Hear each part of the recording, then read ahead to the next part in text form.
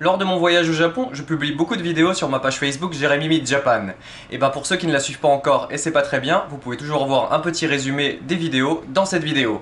Mais attention, si vous allez sur ma page Jérémy Meet Japan Facebook, vous aurez encore beaucoup plus de contenu. Allez, bon visionnage. Je sais pas si vous voyez derrière moi, mais il y a des gros gyoza en enseigne. Les enseignes géantes, c'est un peu la spécialité d'Otonbori, je crois. Les gyoza. On a des gros poissons, des fougous géants là-bas. Je sais pas si on le voit bien à la caméra. Un crabe géant, enfin un poulpe géant. Même un oiseau, une grue géante. Voilà, c'est géant. Et ce qui est bien au Japon, surtout au Family Mart, c'est qu'il y a toute la bouffe frite, ce que j'adore. Donc l'autre truc que je pouvais pas attendre avec le sausage muffin le premier jour, c'est d'acheter un Fami Chicken à 160 yens. Et voilà, on va se mettre une petite orgie de gras immédiatement. Attention, ouverture. Voilà, alors je tiens tout d'une main, c'est pas évident. Évidemment, c'est bien foutu parce que il y a un truc pour ouvrir à la moitié et tenir le truc. Je vais l'ouvrir. Désolé pour le... Voilà, ça ressemble à ça. Et c'est parti.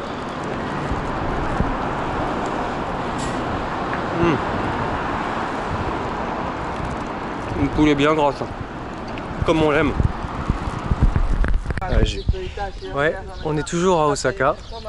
Et vous entendez, non pas que les vieux qui parlent, mais les petits oiseaux. Ça fait aussi partie du charme de la ville. Pour ceux qui penseraient que ce serait qu'une ville industrielle, je pense que là on peut déjà démontrer que c'est un droit de piste, quoi. Ouais, il y en a pas mal, hein. Il y en a beaucoup. Hein. Bah, toutes les villes japonaises ont cette particularité d'avoir des zones hyper calmes. Et comme le bruit de fonctionnement de la ville, j'ai envie de dire le brouhaha de la ville est assez faible. Vous entendez? Ouais. La ville, il y a une autoroute qui passe juste à côté. Hein. Et puis malgré tout, ça klaxonne pas, c'est calme. Et tu oublies que tu es dans une ville qui fait, avec le grand Osaka, c'est 9 millions d'habitants. On finit par complètement l'oublier. Il y a ce côté vraiment super paisible, même au sein de la ville. C'est complètement agréable. Complètement agréable. Osaka Safari. Hey. Alors, dit Andio, j'ai une question. Est-ce que c'est vrai qu'à Osaka, les gens sont plus drôles? Ils sont plus drôles que les gens de Tokyo, les gros sécos, comme on pourrait croire. Tous les comiques viennent d'Osaka. Non, pas tous les comiques, mais beaucoup de comiques. C'est vrai que quand tu allumes la télé au Japon, que ce soit à Tokyo, à Kanazawa, à Sapporo ou n'importe où, t'entends tout le temps le dialecte d'Osaka, t'entends toujours les gens qui ont le patois, qui parlent en patois. Parce que c'est vraiment un vivier de comiques. Osaka, c'est très connu pour ça. Ça serait... Ouais. Et ça se répercute un peu dans la rue, dans la vie de tous les jours avec les gens en général? Ouais, un petit peu quand même. Disons que c'est vrai qu'ils ont quand même l'humour un peu plus facile, même si ça veut pas dire qu'ils n'ont pas d'humour dans les autres villes. Hein. D'accord. Mais c'est un peu plus décontracté. Ça comprend des fois le second degré.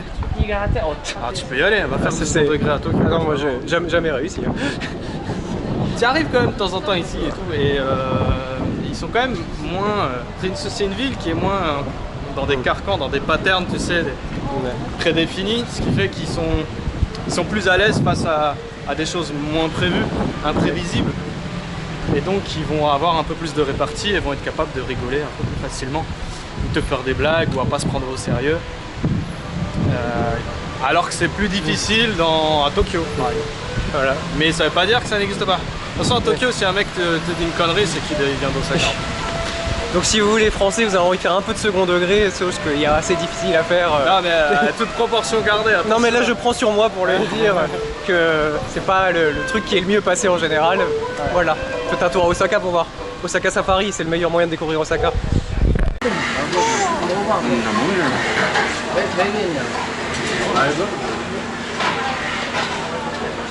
Et aujourd'hui, on est avec Naoko-san et on va se faire des sushis. Nan desu ka kore? Donc c'est une partie du thon, on sait pas trop ce que c'est et ça a l'air plutôt délicieux. Et moi je pars pour du anago, donc c'est une espèce d'anguille, du Conger Hill. Allez, bon appétit.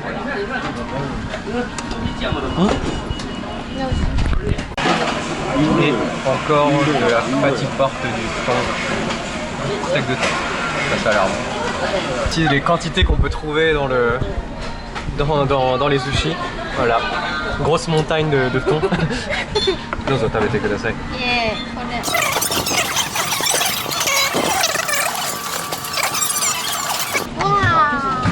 Du thon partout, du thon partout. Ouh. Ça a l'air bon. Voilà. C'est la Tachinomi à Osaka, la culture du boire debout. Donc comme vous voyez, on n'a pas de siège en fait. Et juste on est posé, on boit debout et puis c'est cool, on peut acheter à bouffer comme le mec là qui mange du poulet frit. Et puis voilà, on peut picoler hein. Allez. Ah ouais. Et voilà, je suis dans le quartier de Shinsekai avec la Osaka Tower derrière moi, que vous devez voir par ici.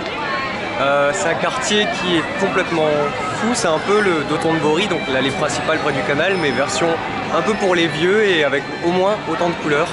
Il y a des enseignes partout, je vais vous montrer en fait, ce sera plus simple. Alors déjà là, hein, on voit de loin qu'il y a des bonhommes, des tortues. Donc comme vous voyez, on est dimanche, donc il y a plein de gens. Il y a plein de gens qui prennent des photos le dimanche. Alors, je vous montre l'enseigne de...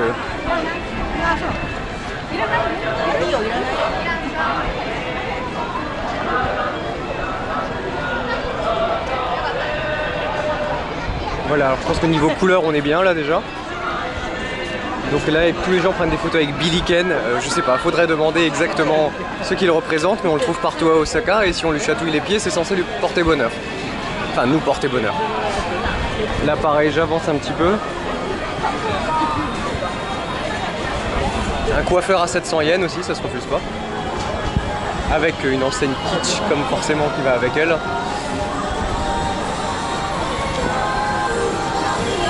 Puis de la musique, hein. Forcément il y a des trucs qui crachent de la musique.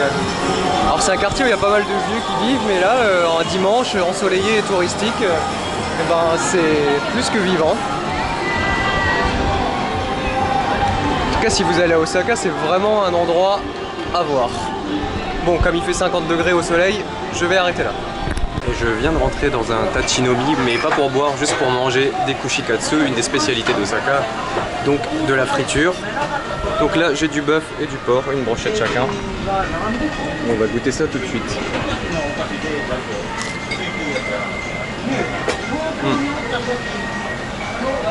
Ça passe carrément bien. Donc vous pouvez voir, ici contrairement à une autre vidéo, on était dans un bar un peu au centre-ville où il y avait pas mal de jeunes. Et ben là du coup là il y a pas mal de petits vieux en fait qui sont en train de bouffer dans ce quartier où il y a déjà pas mal de petits vieux à la base. Donc c'est plutôt rigolo. Voilà. Vous voyez derrière moi, je suis à la Osaka Oktoberfest en plein mois de mai dans le parc Tennoji qui est dans la ville d'Osaka. Et il y a de la pop allemande derrière qui bazarde. Alors je voudrais bien vous montrer de plus près, mais au Japon c'est payant, c'est 200 yens pour juste rentrer. Peut-être avoir une place, je sais pas. Donc je vais pas y aller, mais je vous laisse juste enjoy la zik. Na, na, na, na, na.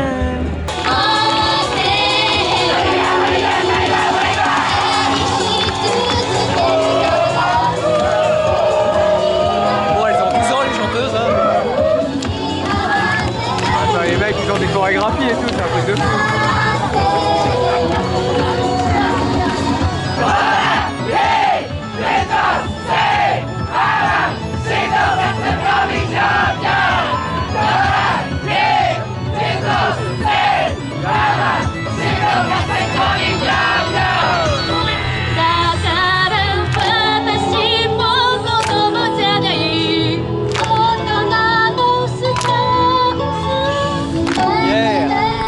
Celui-là il est bon.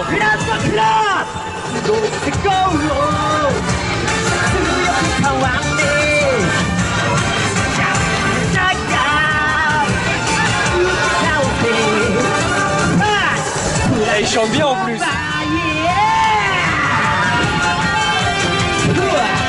C'est parti pour aller à Hiroshima, Osaka, c'était top.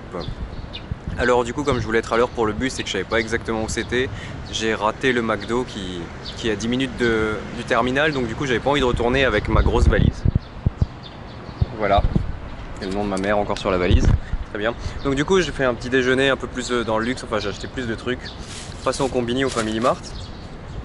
Un café S-Size hot, toujours du café chaud le matin. Je suis levé à 6 h quand même, c'est fatigant. Le ham cheese mayo, donc c'est du jambon, fromage, mayonnaise que je te demande de faire chauffer là-bas parce que sinon c'est froid et ça n'a aucun goût. C'est un peu mieux quand c'est chaud. Il y a des gens qui partent, je me demande si c'est mon bus. Non, je pense pas. Ensuite, je vous montrerai après le Gyuniku croquet qui est une espèce de mélange de patates et avec un peu de bœuf. Ça remplira l'estomac et c'est pas cher. Et le dessert pour plus tard pour le bus, parce qu'il y a 5 heures de bus. Même s'il y a souvent des combini sur la route, qui ont le même prix d'ailleurs, c'est pas plus cher sur les aires d'autoroute, c'est bon à savoir. Le mochi tamago mushipan, qui est une espèce de pain à l'œuf, enfin de l'œuf cuit à la vapeur, et c'est juste délicieux, c'est sucré, ça t'attaque les papilles. Grand fan du tamago mushipan. Allez, on se revoit à Hiroshima.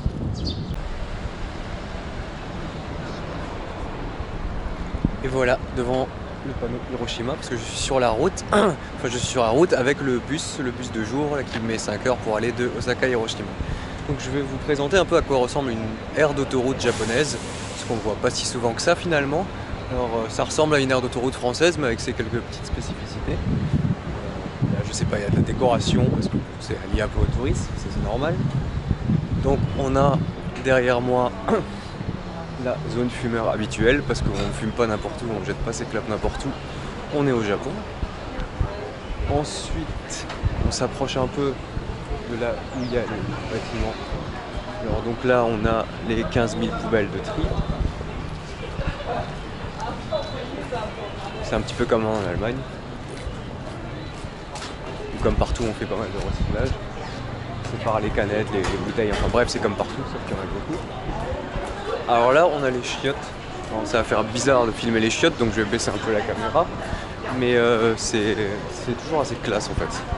C'est pas le vieux truc mis dans les stations Total où ils enlèvent les cuvettes. Non. Du coup, on a des super lavabos.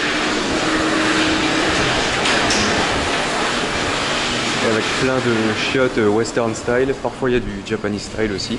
Enfin bon bref, c'est clean, c'est grand. Et de toutes les fois où j'ai pris le bus, c'était jamais rempli. Là. J'essaie de dépasser un vieux. Bon, les chiottes, voilà, c'est important parce que je vais vous montrer que c'était classe et que c'était grand et que voilà, on n'attendait pas. Enfin, à la gare de Hiroshima pour prendre une ligne locale. Je suis arrivé sous une pluie de ouf malade. Comme c'est une ville un peu moins grande, il y a aussi un peu moins de trains, donc là il faut attendre un petit quart d'heure pour pouvoir aller là où j'ai booké la guest house.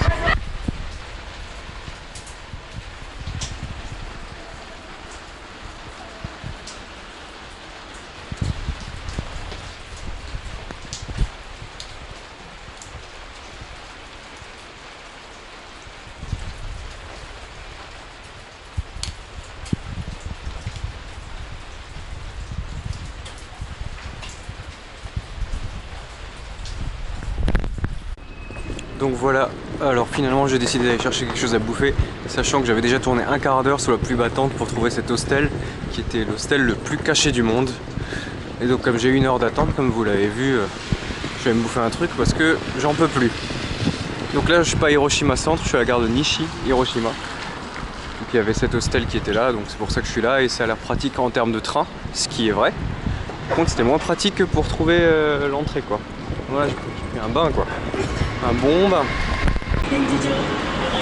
Bon finalement après avoir trouvé cet hostel en banlieue, avoir passé la journée et dans le bus et à tourner pour chercher, j'arrive finalement à Hiroshima. Et on voit que c'est quand même un peu plus vivant au centre-ville, hein. Donc je pense que je vais aller chercher à manger.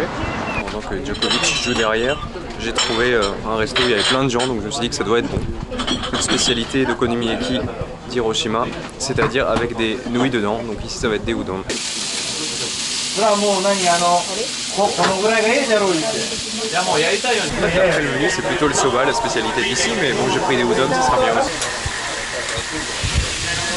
Voilà un okonomiyaki Hiroshima style. Hiroshima style ですか？はい。ありがとうございます。なんかやってみる。Comme vous le voyez par rapport au okonomiyaki habituel, il n'y a pas autant de sauce brune et il y a des nouilles dedans, donc c'est carrément différent comme goût. C'est plutôt bon en fait.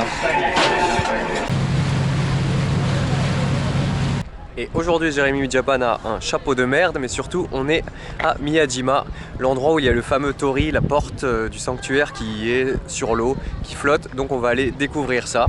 En plus, contrairement à hier, il fait hyper beau, donc on a à une demi-heure d'Hiroshima.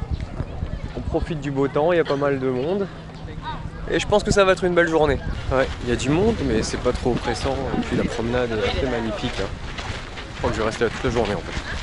Donc là on est en pleine marée basse, donc déjà ça sent pas mal la mer, et puis les gens peuvent aller en fait toucher le torii qui me semble porte bonheur. Donc du coup il y a pas mal de gens qui sont ramassés sous le grand torii. Bon, le voilà ce fameux torii là. C'est bon, j'ai complété mon tourisme au Japon là avec ça. Franchement, c'est pas mal du tout. Et vous pouvez voir que les daims sont en liberté, un peu comme un air. Et là il est en train de regarder si j'ai de la bouffe. Oh, un peu rapin. Il y a la dalle. Il y a un daim qui a l'air complètement gueudin. Il y a les groupes d'école qui squattent les view spots là. Ils enchaînent les photos. Et il y a un daim qui vient de voler du papier là. Et il l'a embarqué. Putain,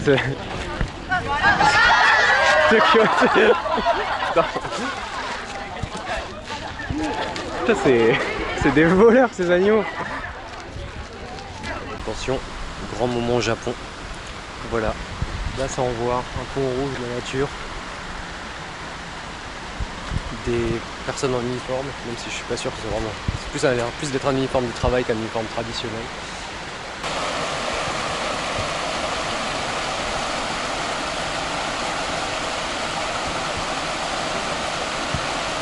Ça doit être classe quand il y a vraiment les momiji, les feuilles en automne. Ça doit être un sacré paysage quoi. C'est pisse. J'ai trouvé des momiji rouges. J'arrive pas à expliquer pourquoi il y a un là-bas derrière, un deuxième arbre, qui sont les seuls à avoir des feuilles rouges. Surtout qu'on est au mois de mai. Mais j'apprécie. Il a l'air d'être vrai. En tout cas, le bridge doit être bien sympa quand il est recouvert de tous les momiji rouges en fait.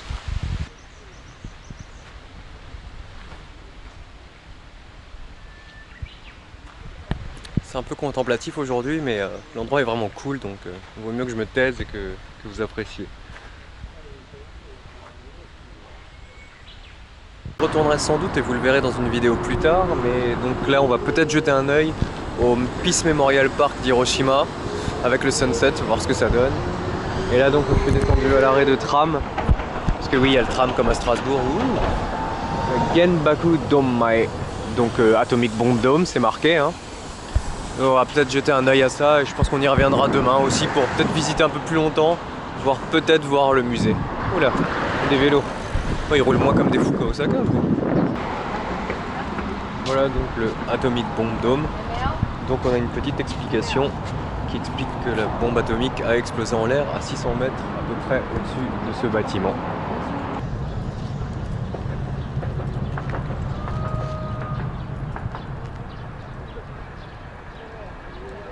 Donc là le couple derrière vient de se prendre en photo, enfin le gars a pris en photo la fille qui faisait un peace devant l'atomic bomb. Je sais pas si c'est ironique ou complètement innocent sans avoir une pensée sur l'impact de ce geste. L'immeuble avant. Et puis l'immeuble après quoi. Voilà, vous pouvez le voir en vrai avec ce qu'il en reste.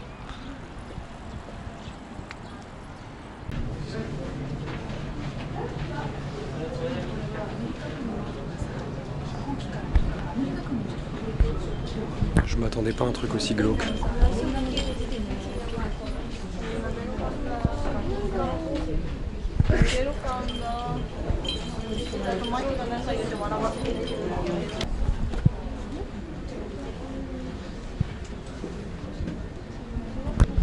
Et là, les histoires un peu horribles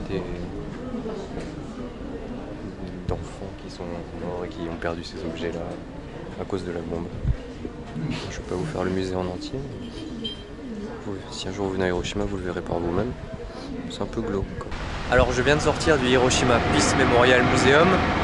Et voilà, j'ai filmé quelques extraits très courts, mais bon, je pense que ça vaut pas grand chose de filmer un musée de l'intérieur, et puis même c'est pas très cool en soi. Donc voilà, si un jour vous venez à Hiroshima, je vous conseille de le visiter. Il n'est pas hyper grand, il n'est pas très cher non plus, ça coûte 200 yens, donc moins de 2 €. Et il y a pas mal d'explications sur comment. C'est très factuel en fait. Comment la bombe, quand elle a été lâchée, comment ça marche les radiations et puis les effets de la radiation. Après c'est vrai que là ce que je vous ai montré, les effets personnels avec la petite histoire des enfants qui sont morts pendant l'explosion, ouais franchement ça te retourne un petit peu quand même. Voilà, je vais pas faire mon émotif, mais j'ai trouvé ça assez touchant. Ouais, donc c'est un endroit que je conseille si vous visitez Hiroshima. Alors là je voulais recharger ma carte de transport. Et c'est marrant parce que dans les petites stations, dans des endroits un peu plus reculés, c'est de plus en plus archaïque. Alors déjà à Tokyo, enfin faut regarder le tarif que tu veux selon la station où tu veux aller sur un plan. Parfois le truc est encore affiché en analogique, là à Osaka c'était ça. Et là on a un truc qui bloque la carte complètement manuellement avec un loquet. Bon alors je le savais là, oui ça ne marche pas parce que cette carte, tu peux recharger la Paspi. Il y a tellement de cartes dans ce pays, alors que moi j'ai la ICOCA. Voilà. Et donc là, tu fais tout avec des boutons, on se croirait sorti d'un automate des années 60 quoi. Et voilà, c'est ça le Japon, un pays de la modernité, des robots, hein. N'oubliez jamais ça. Ce qui est bien au Japon, putain, ce qui est pas bien au Japon, c'est qu'il y a des voix qui se déclenchent tout le temps pour te prévenir ou te dire de faire des trucs. Et ce qui est bien au Japon, c'est que tu as des coin lockers dans toutes les gares. Donc là, je suis au bus center d'Hiroshima, parce que j'ai un bus dans 5 heures. J'ai quand même une valise de merde en fait, un peu lourde. Donc du coup, je vais aller la mettre dans un locker. Donc apparemment, peut rester pour 4 jours. Bon, c'est quand même 300 pour un petit, 500, donc 4 € et quelques. Mais tu peux le laisser 4 jours, donc c'est cool. Par contre là, moi je vais juste le laisser 4 heures. C'est une dépense, mais se balader dans la ville avec ce truc, c'est vraiment chiant. Donc on va essayer de le faire rentrer dans le 500 yens pour éviter de payer le 700. J'espère que ça passe. C'est pas passé en hauteur, petit bad, mais en fait c'est passé en longueur, donc c'est nickel. Allez, on va payer ça.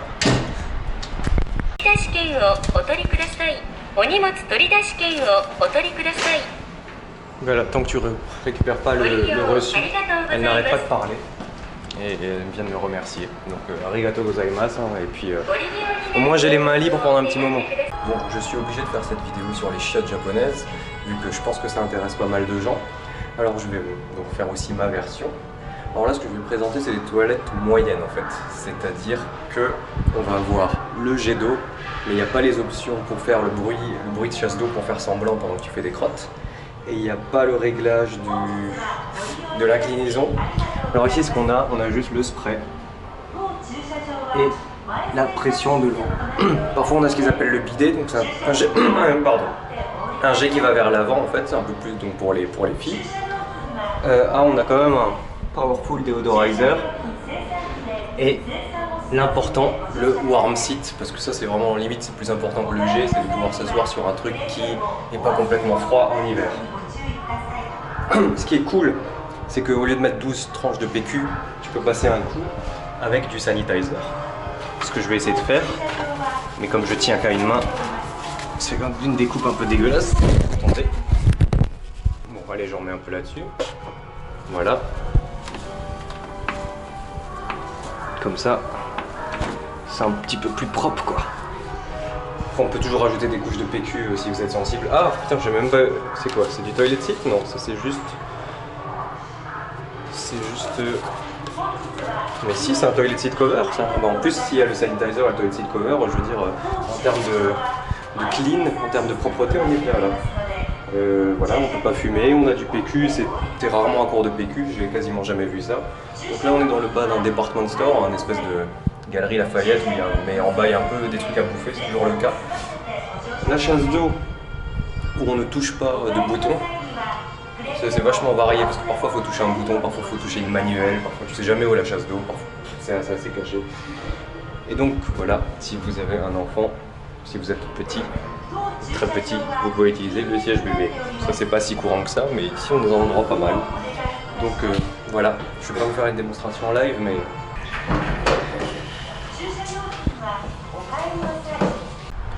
Bon, alors je savais pas trop pour ce soir si j'allais faire quoi, un manga kissa, un capsule hôtel. Et donc j'ai fait un manga kissa thème, donc un internet café, pour 1500 yens pour 9 heures, ce qui est honnête. Alors je peux pas parler dans la chambre, parce qu'on est vraiment proche des gens. Donc je vais vous montrer après. Alors 1500 yens c'est pas cher, par contre la douche est à 500 yens, ce qui n'est pas donné du tout. Bon, t'as quand même 30 minutes et ils te fournissent le tout, mais bon, du coup ça met 25% du prix. Alors là il y a un mec au drink bar, donc le coin fumeur. Donc là vous pouvez voir qu'il y a plein de DVD, et donc ça ressemble à ça. Donc voilà, il y a plein de mangas, vous pouvez prendre de plusieurs séries. Bon, tout est en japonais, hein. Je parle pas fort parce qu'il y a des gens qui sont dans leur petit cubicle. Je vais vous montrer le mien dans quelques instants. J'ai trouvé un truc. Alors si j'avais un peu moins la flemme et que je savais lire plus rapide, que je savais lire plus rapidement. Les mangas Gyakutei Saiban, tome 1 jusqu'au tome 5, avec Francisca et Benjamin Hunter, Miles Edgeworth, je sais plus comment on l'appelle en japonais. Oula, j'ai tout tombé moi. En tout cas en termes de manga, t'as un choix assez conséquent. T'as vu?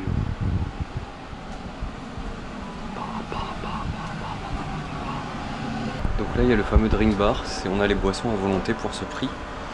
Donc il y a du café, du cacao, on peut voir aussi des soft drinks. Voilà, on peut se servir à volonté, c'est assez cool. Donc tout ça pour 1500 yens, donc un peu, allez, 13 euros, 12-13 euros la nuit, c'est pas mal. Je vais me prendre un truc après, mais je vais continuer à vous faire la visite.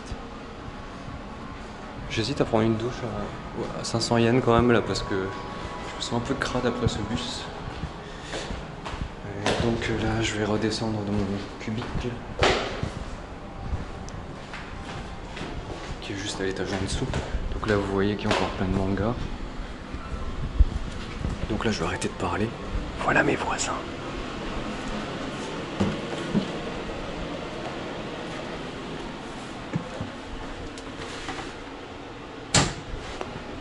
J'ai piqué le câble LAN pour le mettre sur mon PC.